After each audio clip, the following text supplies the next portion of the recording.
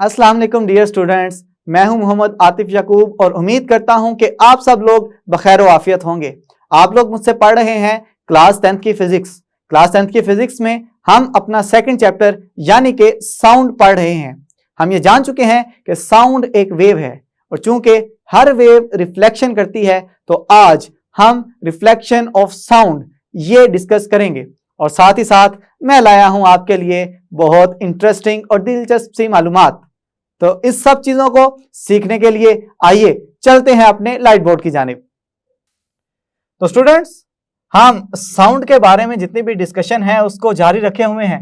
हम देख चुके हैं कि साउंड एक वेव है और वेव की किस्म के अंदर ये मैकेनिकल वेव है और मैकेनिकल वेव की किस्म में मजीद आगे चले जाएं तो ये लॉन्गिट्यूडनल वेव रखती है। स्टूडेंट्स, आज जो हम अपना टॉपिक स्टार्ट करने जा रहे हैं वो तो है रिफ्लेक्शन ऑफ साउंड, लेकिन उससे पहले मैं आपके साथ शेयर करूंगा एक बड़ी अहम मालूमात। स्टूडेंट्स, आप तो जानते हैं कि मैं जितना भी इल्म मेरे पास होता है मैं कोशिश करता हूं आप तक ट्रांसफर करता रहूं, क्योंकि अहम मालूमात फिजिक्स को मजीद इंटरेस्टिंग बनाती हैं, मजीद फिजिक्स सीखने का तजस्सुस पैदा होता है। तो आज की जो अहम मालूमात है वो ये है कि जो हाथी हैं ये एक दूसरे के साथ जो कम्युनिकेट करते हैं, एक दूसरे के साथ राबता करते हैं, इसके लिए जो वो साउंड वेव्स इस्तेमाल करते हैं उन साउंड वेव्स की फ्रीक्वेंसी बहुत ज्यादा कम होती है। अब सवाल ये पैदा होता है कि इन कम फ्रीक्वेंसी वाली वेव्स को वो सुन कैसे लेते हैं। तो स्टूडेंट्स, आपने देखा होगा कि हाथियों के कान बहुत बहुत बड़े होते हैं, तो यही बड़े कान उनको इस काबिल बनाते हैं कि वो कम फ्रीक्वेंसी वाली वेव्स, या हम ये भी कह सकते हैं लंबी वेवलेंथ वाली वेव्स की जो साउंड वेव्स होंगी उनको बआसानी सुन सकते हैं। तो मजीद जितनी भी अहम मालूमात हैं मैं वक्फे वक्फे से आपके साथ शेयर भी करता जाऊंगा, चाहे ताकि फिजिक्स मजीद इंटरेस्टिंग और आपका फिजिक्स में इंटरेस्ट और फिजिक्स में तजस्सुस और फिजिक्स का सीखने का जो अमल है वो आगे बढ़ता चला जाए। तो अब हम बढ़ते हैं अपने आज के असल मौजू की जानिब, जो कि है रिफ्लेक्शन ऑफ साउंड।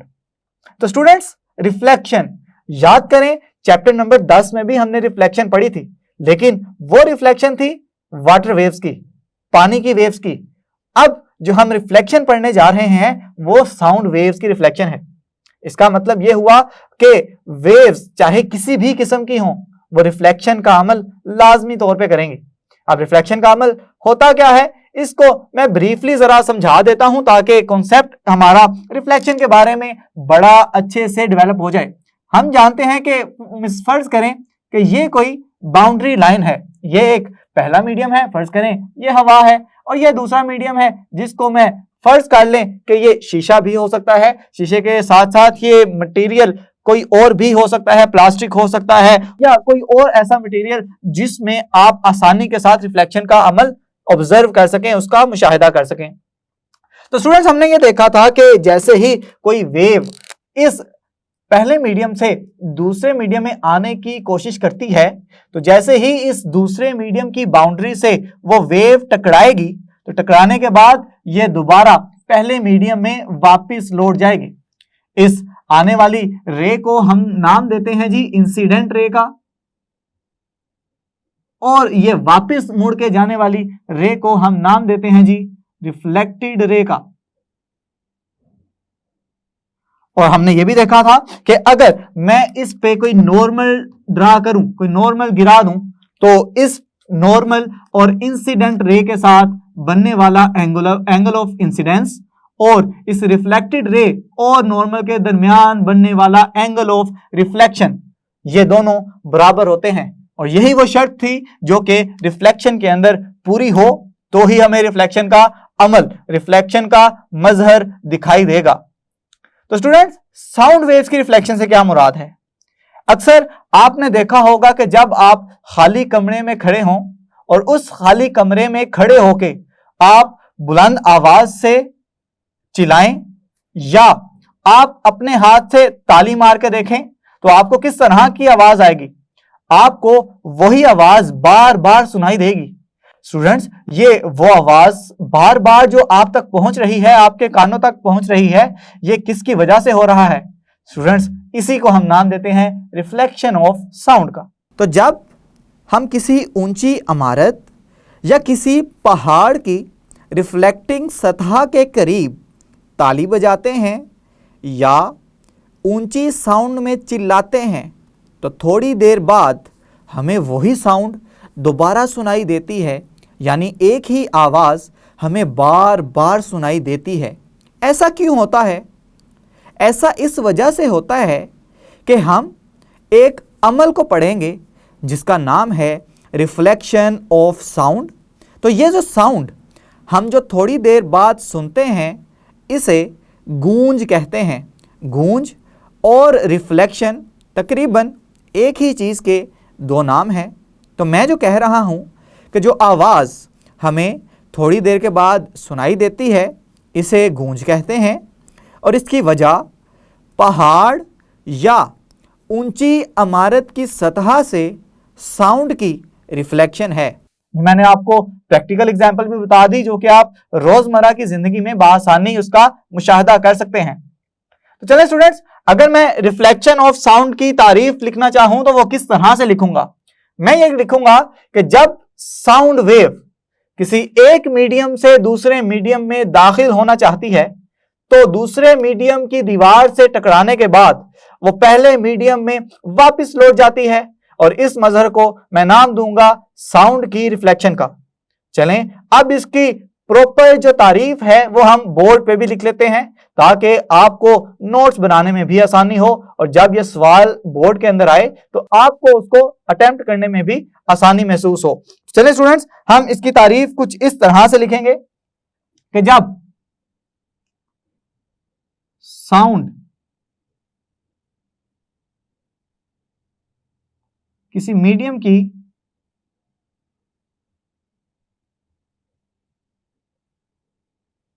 सतह पर पड़ती है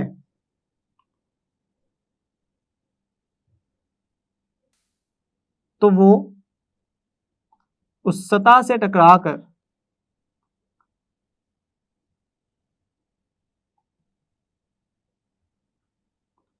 पहले मीडियम में वापस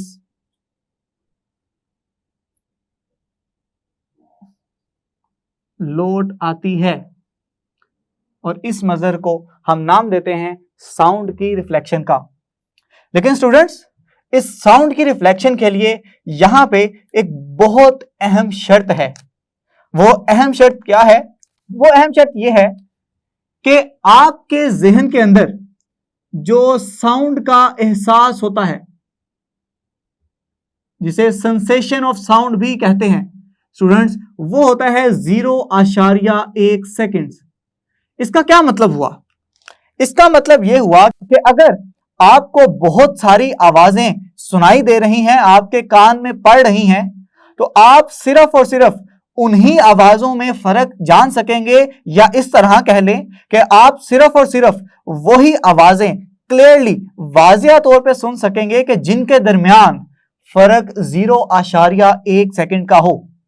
आप मेरी आवाज बड़े अच्छे से सुन रहे हैं, बड़ी वाजिया तौर पे आपको ये आवाज सुनाई दे रही है। इसकी वजह यह है मेरे मुंह से निकलने वाले जितने भी अल्फाज हैं उन अल्फाज के दरमियान का वक्फा या तो 0.1 सेकंड है या 0.1 सेकंड से ज्यादा है, और अगर इन अल्फाज के निकलने का वक्फा 0.1 सेकंड से अगर कम हो जाए तो आप मेरी आवाज वाजिया तौर पर नहीं सुन सकेंगे, क्योंकि आपका दिमाग सिर्फ उन्हीं आवाजों को पहचान सकता है कि जिनमें फर्क 0.1 सेकंड या उससे ज्यादा का हो। स्टूडेंट्स, आपने अक्सर यह मुशाहदा किया होगा कि अगर आप किसी बहुत ज्यादा रश वाली जगह पे हैं, फर्ज कर लें आप किसी शादी में गए हुए हैं और वहां पे बहुत सारे लोग बातें कर रहे होते हैं, आप उन लोगों को बात करता हुआ महसूस तो कर सकते हैं, लेकिन आपको बामुश्किल ही 2 या 3 लोगों से ज्यादा की आवाज समझ आ रही होती है। और उसकी वजह ही यही है कि बहुत सारे लोग जब आपस में बोल रहे होते हैं तो उनके मुंह से निकलने वाले अल्फाज के दरमियान वक्फा 0.1 सेकंड से कम होता है, जो कि आपके कान तक पहुंचने के लिए दरकार वक्त है। तो इस वजह से आप वो आवाजें बिल्कुल वाज़िया तौर पे नहीं सुन सकते। अब ये तो हमने पता लगा लिया कि साउंड का एहसास होने के लिए दरकार वक्त जो है वो है 1 सेकंड। अब सवाल ये पैदा होता है कि चूंकि साउंड ने जाना है, जाके किसी मीडियम की सतह पे पढ़ के उससे टकरा के वापस दोबारा आपके कानों में आना है, तो इसका मतलब यह है कि अगर आप कोई वाजिया आवाज सुनना चाह रहे हैं तो उस मीडियम का आपसे कितना दूर होना यह शर्त होगी। तो स्टूडेंट्स याद रखिएगा कि हवा के अंदर जो साउंड की स्पीड ली जाती है वो है 340 मीटर फी सेकंड। अब ये हो गई आवाज की स्पीड, ये हो गया वो वाला वक्त जो कि हमारा दिमाग मांगता है ताकि वो आवाजों के दरमियान फर्क महसूस कर सके और उसको वाज़िया तौर पे समझ सके। अब अगर मैं चाहता हूं कि मैं ये फासला मेजर कर सकूं, ये फासला निकाल सकूं कि जिस मीडियम से आवाज ने टकरा के वापस मेरे कानों तक आना है, तो उसके लिए हम मशहूर जमाना फार्मूला, कौन सा जी, हम मशहूर जमाना फार्मूला लगाएंगे S = VT। अब V हम जानते हैं कितनी है स्टूडेंट्स, 340, और टाइम कितना है जी, 1 सेकंड। तो अब जो फासला बनेगा वो कितना बनेगा, वो बनेगा 34 मीटर। स्टूडेंट्स ये वो फासला होगा जो कि मीडियम का मुझसे होगा ताकि मेरी आवाज जाके मीडियम को टकराए और टकराने के बाद वापस आ जाए। अब फर्ज करें यहां पे मैं खड़ा हूं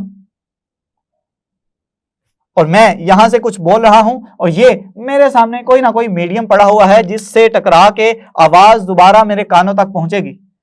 फर्ज कर लें मैं इसको डायग्राम से इस तरह से शो करता हूं कि यहां से आवाज जाएगी, यहां से टकराने के बाद दोबारा मेरे कानों तक पहुंच पाएगी वो। अब इसका मतलब यह हुआ कि अगर मैं बोल रहा हूं और मैं चाहता हूं कि बिल्कुल साफ आवाज सुन सकूं, तो टाइम मैं यहां पे ले रहा हूं 1 सेकंड, और हवा के अंदर जो साउंड की स्पीड होगी वो होगी जी 340 मीटर फी सेकंड। तो स्टूडेंट्स हम फासला निकाल चुके 34 मीटर का, लेकिन 34 मीटर ये वो फासला होगा जो आपका इस दीवार के साथ नहीं बल्कि आवाज का दीवार तक और दीवार से टकराने के बाद होगा। तो अगर मैं एक साइड का फासला निकालना चाह रहा हूं, एक तरफ का फासला निकालना चाह रहा हूं कि मेरा और इस मीडियम का क्या फासला होगा, तो स्टूडेंट्स फर्ज करें कि आवाज यहां से गई 17 मीटर यहां पे और यहां से टकराने के बाद दोबारा मेरे पास पहुंची, तो 17 मीटर का फासला इसने यहां पे तय किया। तो अब कुल फासला मिला के कितना हो जाएगा, कुल फासला अगर मैं यहां से निकालूं तो मैं क्या कहूंगा कि 17 मीटर का वो फासला जो उसने जाते हुए तय किया और 17 मीटर का वो फासला जो उसने आते हुए तय किया। तो अब ये जो कुल फासला बनेगा ये 34 मीटर का बनेगा। तो इसका मतलब ये हुआ कि ये जो 34 मीटर का फासला है ये दोनों साइड्स का फासला है, और अगर आप एक साइड का फासला निकालना चाह रहे हैं तो आप उसको 2 से तकसीम कर दें तो वो निकल आएगा जी 17 मीटर। इसका मतलब ये हुआ कि मुझ में और इस मीडियम के दरमियान में जो फासला है वो 17 मीटर का होना चाहिए, और अगर यह फासला 17 मीटर का है और मेरे मुंह से निकलने वाले अल्फाज के दरमियान वक्फा 1 सेकंड है और जिस जगह पे मैं बोल रहा हूं वो 340 मीटर फी, वहां पे साउंड की स्पीड 340 मीटर फी सेकंड है, तो मुझे रिफ्लेक्शन यानी कि गूंज बड़ी क्लियरली सुनाई देगी। स्टूडेंट्स मैंने ये सारी बातें जितनी भी रिफ्लेक्शन से रिलेटेड थी आपको समझा दी। उम्मीद करता हूं कि ये सारी बातें आपको समझ में आई होंगी। अब ये सारी बातें सीखने के लिए और मजीद अच्छे तरीके से समझने के लिए आप एक छोटी सी सरगर्मी परफॉर्म करेंगे अपने घर के अंदर।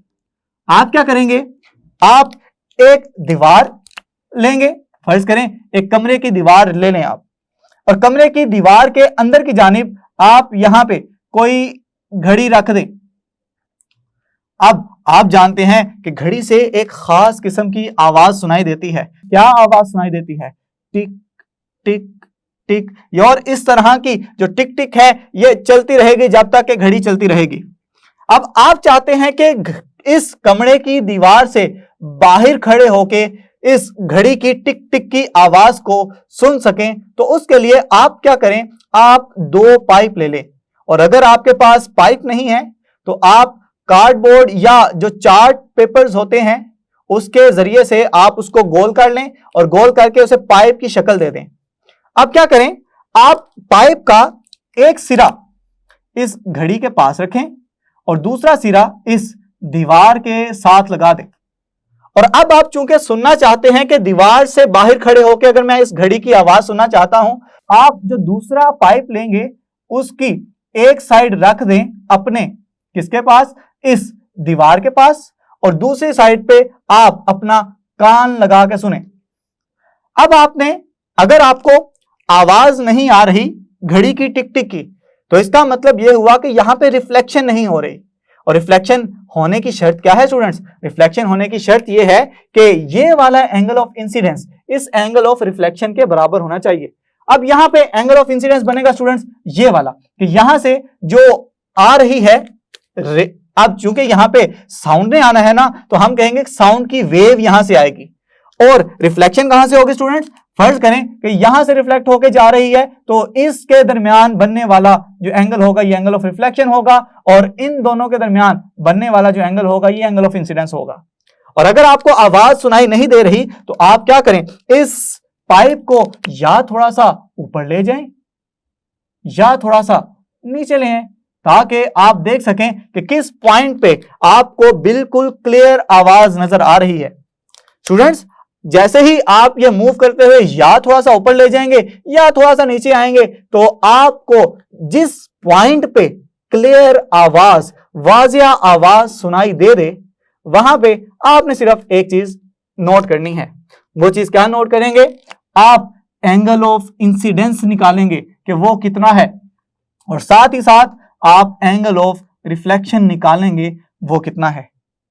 और आप देखेंगे कि angle of incidence angle of reflection के बराबर आएगा, क्योंकि यही वो शर्त है कि जिसकी वजह से आप रिफ्लेक्शन का फिनोमिना, रिफ्लेक्शन का मजहर देख भी सकते हैं, और क्योंकि साउंड के अंदर ये फिनोमिना देखा तो नहीं जा सकता, ये आप लाजमी तौर पे सुनेंगे।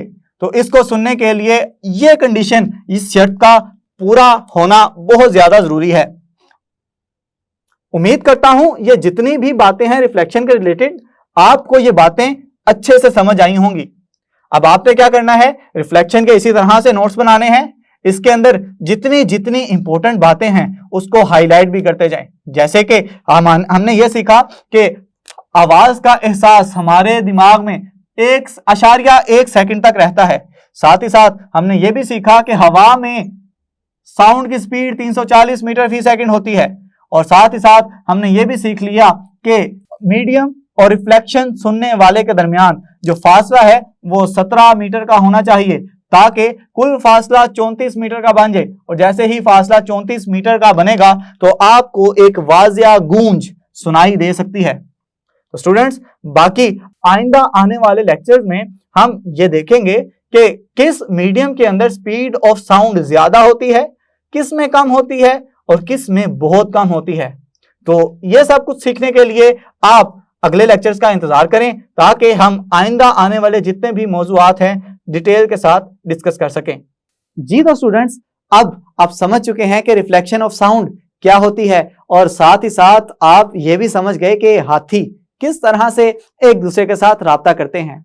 इन मजीद ऐसी चीजों को सीखने के लिए आप अगले लेक्चर्स देखना मत भूलिएगा। अपना बहुत सारा ख्याल रखें, अपने से ज्यादा दूसरों का। खुश रहें, खुशियां बांटें। अल्लाह हाफिज।